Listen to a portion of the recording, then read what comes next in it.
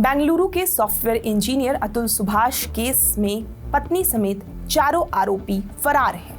Police उनकी तलाश कर रही है। रातों रात निकिता का परिवार जौनपुर में अपना घर छोड़कर कहीं भाग गया है। अतुल ने मौत से पहले अपने बेटे के नाम जो चिट्ठी लिखी वो रुला देने वाली है। इसकी हर एक लाइन में पिता का दर्द साफ साफ दिख रहा है। हर एक शब्द दिल को कचोट देने वाला है।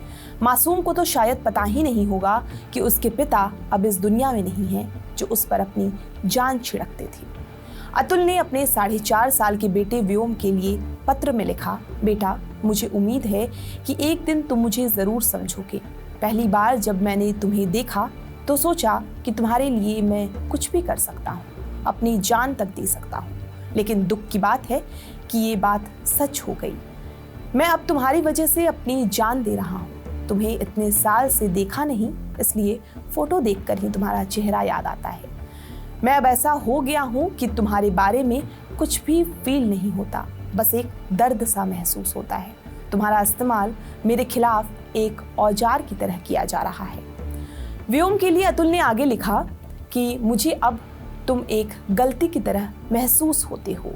ये शर्मनाक व्यथा एक बच्चे को उसके पिता के लिए बोझ बना देती है। जब तक मैं जिंदा हूँ, पैसा कमाता हूँ, तुम्हारी मम्मी मेरा इस्तेमाल करती रहेंगी, लेकिन ऐसा मैं होने नहीं दूंगा। मैं तुम्हारे लिए खुद को 1000 बार कुर्बान कर सकता हूँ। मुझे यकीन है कि तुम कभी न कभी ये समझ पाओगे कि पिता क्या होता है। अतुल ने बेटे के लिए आगे लिखा कि मेरे जाने के बाद कोई पैसा नहीं रहेगा। एक दिन तुम अपनी माँ और उसके लालची परिवार का असली चेहरा जरूर जान पाओगे। मुझे अक्सर हंसी आती है जब याद करता हूँ कि मैंने तुम्हारी खातिर एक कार खरीदने का भी सोचा था।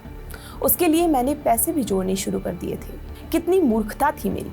बेटे, न समाज पर भरोसा करना न व्यवस्था पर, क्योंकि ये दोनों तुमसे अपना पेट भरना चाहती हैं। तुम अपने दिमाग से काम चलाना।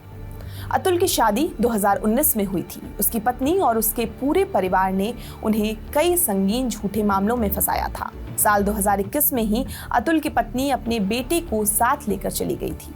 उसके बाद से अतुल ने कभी अपने बेटे को नहीं देखा। अंतिम समय तक वो बेटे से मिलने के लिए तरसता रहा। इससे अतुल बहुत परेशान रहने लगे थे। डिप्रेशन की वजह से ही उन्होंने अपनी जिंदगी खत्म कर ली। पुलिस ने अतुल के परिवार की तहरीर पर मामला दर्ज कर लिया है। जब पुलिस निकिता के घर पहुंची तो उसका परिवार फरार था। अतुल सुभाष की सुसाइड की खबर मानो सोशल मीडिया पर आग की तरह फैल गई। लोग अतुल के समर्थन में ट्वीट कर रहे हैं।